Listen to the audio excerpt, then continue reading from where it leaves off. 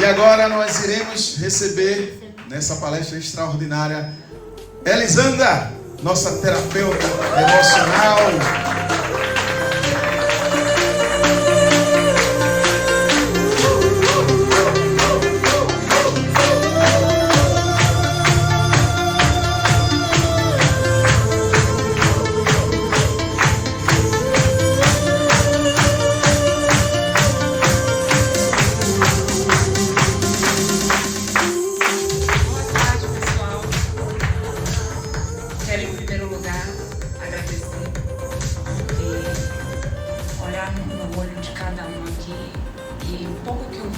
Infelizmente eu não consegui pegar tudo, mas eu vi que isso aqui tem muita transformação. E eu tinha preparado um conteúdo, já me desapeguei, porque hoje eu vou falar um pouquinho. O tempo é curto, mas eu vou tentar resumir o que é inteligência emocional a partir do olhar da Elisandra. Eu aprendi com muita dificuldade que a gente aprende de duas formas: vivenciando e aprendendo com o outro. Tá bom, obrigada. E eu custei para poder aprender com o outro. Eu acredito que eu não preciso me estender muito nisso, mas todo mundo aqui, se me olhar, entender um pouco de traço, consegue perceber qual é a minha forma de comunicar com o mundo. E faz 3 anos que eu venho tentando me reconstruir, me desapegar das minhas máscaras que eu tive que construir, e não é fácil. Não é fácil ter que desmistificar crenças, porque a gente aprendeu com a TRG, é magnífica, que tudo vem de traumas, tem uma época da nossa vida, e é de fato. Só que não só os traumas, as crenças que a gente adquire diante dessas dores, com um diálogo interno que a gente desenvolve, isso só autoafirma. E fica muito difícil quebrar esses ciclos, porque quanto mais você se comunica contigo de forma negativa, por mais que para o mundo você pareça ser forte, você pareça aguentar tudo, mas e você? E quando você está sozinho? E quando toda resposta que você tem de volta é: você está sozinho. Seus pais não te aceitam, o marido te vê de forma diferente e você se autoafirma pelo olhar do outro. E a vida vai passando, as coisas vão acontecendo e a gente não se dá conta. Até que a vida, eu falo que Deus, ele tem uma forma toda especial para lidar com cada um de nós. Cabe a nós ter inteligência para poder discernir qual é o momento que você está passando no deserto, para que você possa se construir, bem como o colega falou, que às vezes a gente cai e às vezes a gente acha que isso é uma fraqueza, mas é na dor que nós somos fortes. Em 2022, por toda a dificuldade que eu passei, eu sou a única sobrevivente de 5 gestações. Meu pai queria um homem e veio uma menina, e eu fui criada como homem, pensando como homem, agindo como homem, tendo resultado de homem. Só que teve uma hora que meu corpo não aguentou. Só que eu não sabia, eu não entendia. 2022, exatamente no mês que nós estamos agora, minha mãe tentou um suicídio. Como eu sou filha única, meus pais se divorciaram, eu tinha apenas 14 anos, e eu tomei a tarefa de cuidar da minha mãe. Um quadro depressivo que só foi piorando. E ela tentou suicídio e eu me perdi. Ela pulou do 3º andar da minha casa. Estourou os calcanhar todo. Eu tenho 2 filhos e na época eu tinha acabado de sair de um casamento de 20 anos e eu me vi perdida. E minha mãe, como ela estourou os tornozelos, tudo era no colo. Minha mãe, se você olha para mim assim, você vê ela fisicamente. Então tudo era nos braços. Meu filho mais velho tinha ido embora com o pai, eu estava só com o caçula. E o caçula decidiu sair da escola para me ajudar. Porque era nos hospitais, no colo, às vezes não tinha cadeira de rodas. Em casa tenho 2 escadas. E eu falei: Gabriel, não. Ele: eu vou, mãe, eu vou te ajudar. Eu falei: Gabriel, não. Ele falou assim: eu faço o Enem. Eu falei: você vai passar? Ele falou: vou. Eu falei, se você não passar, você volta. E assim foi. Minha mãe se recuperou, graças a Deus. Voltou a caminhar com várias fisioterapias. Isso em maio. Em junho, em agosto, dia 1º de agosto, eu perco meu Gabriel. Ele tinha 2 meses que eu tinha começado a namorar, com 17 anos, nunca tinha namorado, nunca tinha ido pra balada. Eu criei meus filhos para ser homens, diferente do meu pai. Olha uma programação aí. Com 10 anos eu descobri que meu pai traía minha mãe. E eu fui contar para minha mãe e fui recriminada. Então eu projetei tudo nos meus filhos para serem diferentes, para honrar a família. E aí quando aconteceu, eu não sou de me abalar com pouca coisa. Eu tenho uma facilidade muito grande de camuflar a dor. E eu estava em casa estudando, o telefone toca, a namorada dele. Eu tinha acabado de fazer 2 meses, ele começou a trabalhar para me ajudar, porque a situação financeira estava muito difícil. E ele tinha ido comemorar 2 meses de namoro. E na volta, ele estava descendo de bicicleta, um morro bem íngreme, ele puxou os freios, nas câmeras deu para me ver, ele puxando os freios, o cabo estourou e veio um carro e ele colidiu, ele foi arremessado. Aí chamei meu marido, meu atual marido, fomos para o hospital. Chegou lá, ele estava... Eu já senti ali que ele não ia viver mais. E deixaria ele ainda 1 hora ali, com bolas de sangue pelo nariz, pelo ouvido. E essa grande facilidade de camuflar a dor, às vezes, não é benéfica. Porque eu vendo aquilo tudo, eu simplesmente paralisei. E eu poderia ter esperneado, feito alguma coisa. E aí entrou em coma na minha frente. Foi quando eu gritei, ele vai morrer aqui? Eles levaram ele, ainda fizeram a intervenção cirúrgica, que eu sabia que já não ia resolver mais. E aí é muito difícil quando você desenvolve essa personalidade, porque as pessoas ao seu lado têm seus filtros emocionais, suas crenças, claro, e não conseguem ver aquilo que você está vendo. E eu falava, meu filho sofreu negligência médica e ninguém acreditava. E eu sem saber o que fazer. Até que eu acredito que Deus é muito bom.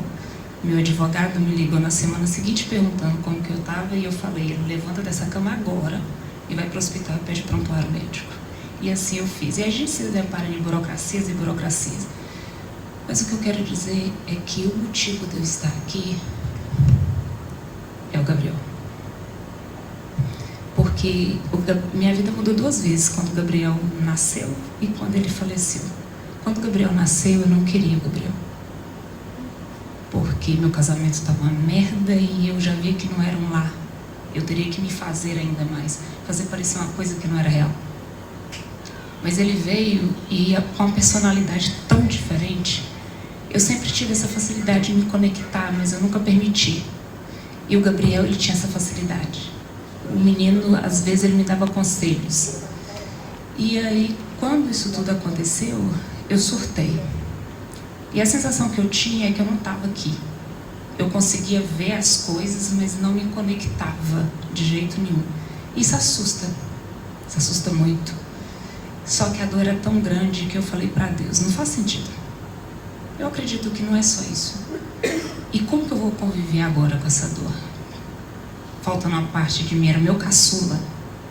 E o meu mais velho, transtornado, porque praticamente o Bruno me ajudou a criar o Gabriel. E foi onde que eu tomei uma decisão. Eu nunca fui de me abalar, de entregar os pontos. Mas quando é com o outro, ou o sistema, é fácil. Mas quando é contigo? E aí eu comecei a orar a Deus. E teve um dia que eu surtei em casa. E eu sou muito controlada, mas eu surtei. Meu marido saiu, olhou assim pra mim e eu gritava. E ele só virou as costas e voltou pro quarto. E aí eu falei com Deus, tá, e agora? Eu sempre tive uma Bíblia à mão e eu abri em Jó. Eu falei, tá, eu entendi. Mas e essa dor? E essa revolta? O que eu faço com ela? E aí o Jair apareceu e eu vi que fazia muito sentido. Nesse meio tempo eu já estava estudando os funcionamentos da mente, porque ele teve morte encefálica. E eu fiquei maravilhada. Como que pode tanta perfeição? Não faz sentido tanta perfeição e tanto sofrimento. Para mim não batia aquilo. E aí eu comecei a estudar TRG, assim, esmiucei, engoli aquilo em 42 dias. E aí eu não consegui parar porque eu vi que tinha mais. E comecei a atender, já de cara fui agraciada com 12 tutelados. E quando eu olho, hoje eu estava falando com o meu marido isso hoje, eu olho, eu me conecto com a história. E aí eu vejo que não só basta você reprocessar, você precisa se permitir, você precisa se quebrar. E tudo aquilo que nem o Eloy falou foi lindo, porque é exatamente aquilo. É só às vezes a gente tirar as máscaras de fato. Dá medo, porque quando você tira aquela sua armadura, o medo, será que as pessoas vão me aceitar? Será que vão continuar gostando de mim? E aí você cria, pelo menos no meu caso, eu construí uma imagem que na minha família e todo o trabalho que eu tive durante esses anos, eu sempre fui muito respeitada. Sou muito dura, né? Então muito imponente. E as pessoas não me viam, só que era só fachada. E aí eu falei, tá, e agora? Vamos lá. Já que é assim, eu decidi entrar para dentro da minha dor para não deixar ela me sucumbir. E eu decidi tirar todas as máscaras. E até hoje eu estou nesse processo. Meu marido está comigo há 6 anos, meu atual marido. Eu me divorciei, tem 7 anos. E ele é a prova viva, porque uma pessoa que não aceita opiniões, a sua verdade é suprema, não consegue validar o outro só se tiver mais resultados que eu, senão do contrário nem me fala. E hoje poder, eu até falei esqueci o nome dele, o Edson, não é fácil, não é, mas por que hoje eu me permito? Porque o meu objetivo é muito maior. Eu acredito que de cada um aqui, depois que encontrou a TRG, depois que se permitiu mudar a visão, abrir a cabeça para o novo. E eu falo o seguinte, o desenvolvimento humano, o ser humano, ele foi feito para evoluir. Só que a gente só consegue fazer isso a partir do momento que a gente olha para cada pessoa além das atitudes dela. Porque todos nós sabemos que as atitudes é mediante ao quê? A uma dor, a um trauma. Então é a pessoa e as atitudes dela. E eu posso até discordar das atitudes, mas a pessoa, tanto é que a Bíblia nos mostra isso. Deus, ele odeia o pecado, mas ama. Então, às vezes, vale a pena a gente medir um pouco a nossa forma de se expressar com o outro. Cada um está na sua jornada, cada um tem a sua bagagem, um pouco menos, um pouco mais, mas todo mundo está no caminho. Então, o que eu posso compartilhar? O que eu posso ajudar? Se eu puder, se o colega me der uma liberdade que eu possa chegar e falar assim, olha, vamos melhorar isso aqui? Bacana, eu como coach eu faço isso, eu falo que o coach é dar um pontapé para que a pessoa vá para frente, porque às vezes o que trava é uma coisa tão pequenininha, né? E a gente que está de fora, a gente consegue ver. Mas primeiro conhecer o outro para saber falar, porque hoje a gente tem nas mãos a capacidade de alavancar nossos clientes, ajudar ele muito além do protocolo, porque o protocolo é uma ferramenta que conecta o humano, é vivência, é história, é experiência, isso que conecta. Né? Como a colega falou, né? A arte de contar histórias. Então, que nós aprendemos a contar nossa história, mas de uma forma que vá fazer o outro pensar. Mas não com um ar de superioridade, não. Mas que possa te ajudar, te refletir talvez. E eu falo que filho, eu acredito aqui que todos têm filho. A gente é capaz de dar nossa vida pelos filhos. Mas a gente é capaz de viver por eles. A gente é capaz de mudar a alimentação, de mudar a rotina de vida, para ver os nossos netos com saúde, para ajudar outras mães que não têm a nossa percepção. Então, o Gabriel me mostrou isso, que toda essa força que eu tinha, eu só precisava saber canalizar. E hoje, quando vem um cliente para mim, eu quero, se ele permitir, eu quero ver a vida com o olhar dele. Porque eu posso ajudá-lo a ter paciência, porque nem sempre é com poucas sessões.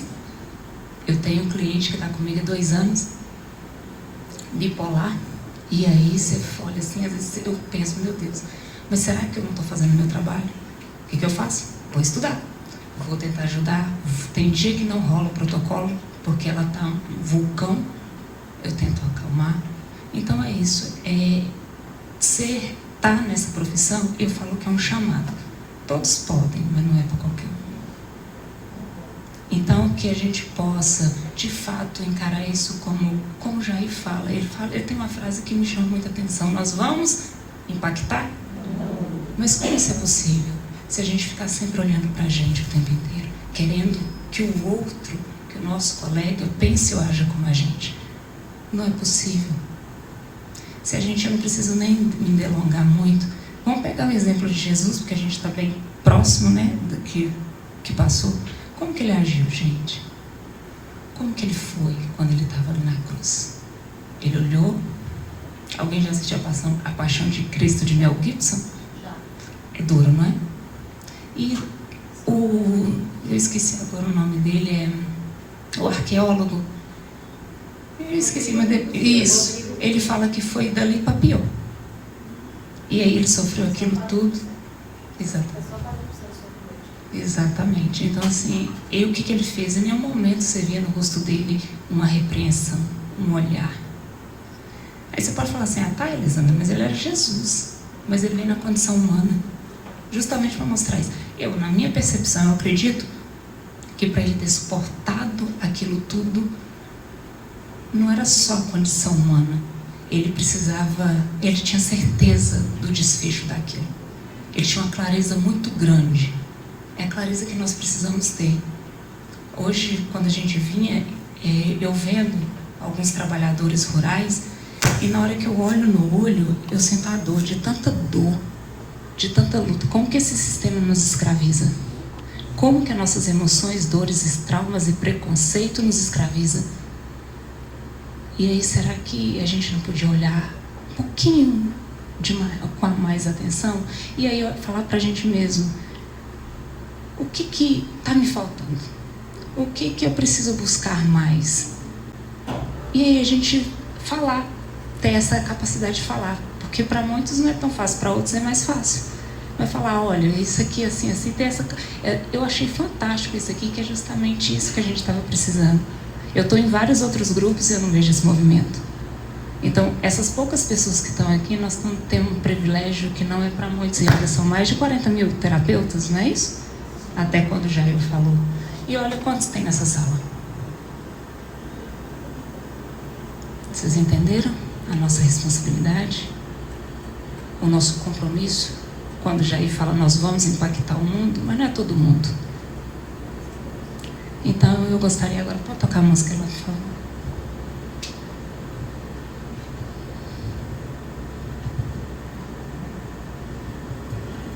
Eu gostaria que vocês se permitissem, que vocês olhassem. Pode fechar os olhos, por favor. Fecha os olhos. E olha para si. Faz uma varredura aí dentro. Observe se tem algum ponto que não está claro. Algum preconceito, alguma forma distorcida, algum sentimento de ver o outro. Faça essa análise, por favor. Se permita. O nosso propósito é grande demais. É muito maior que nós. Então se permita olhar para si, se reconstruir. Coloque de fato no caminho apronto de Deus, para que Ele possa nos capacitar, porque Ele não escolhe os capacitados, Ele capacita os escolhidos. Isso é uma escolha. Então não permita que pequenas coisas, que dores, que pensamentos, que crenças, paradigmas apague o brilho de vocês. E apague tudo aquilo que vocês estão para viver. E o mais interessante, o que vocês vão construir na vida de outras pessoas, o que vocês vão libertar as outras pessoas. Agora eu quero que vocês imaginam clientes, vocês transformando, vocês se permitindo ser transparentes, sem nenhuma armadura, sendo humano e sentindo a dor do outro e ajudando essas pessoas a sair dessa prisão emocional que eles vivem. Imagina o agradecimento, as vidas transformadas. Imagina como você se sente nesse momento de você saber que você não transformou, não foi só uma vida, você transformou uma família, uma comunidade, um país, o mundo. Se conecta com isso? Eu quero que respire fundo, por favor. Isso. Mais uma vez. Relaxa. Pode abrir os olhos, por favor. Eu quero fazer uma pergunta agora. Quem aqui está disposto a se reprogramar? Quem aqui está disposto a, de fato, assumir, tomar essa responsabilidade para si? Maravilha. Então nós vamos o quê? Empaquetar?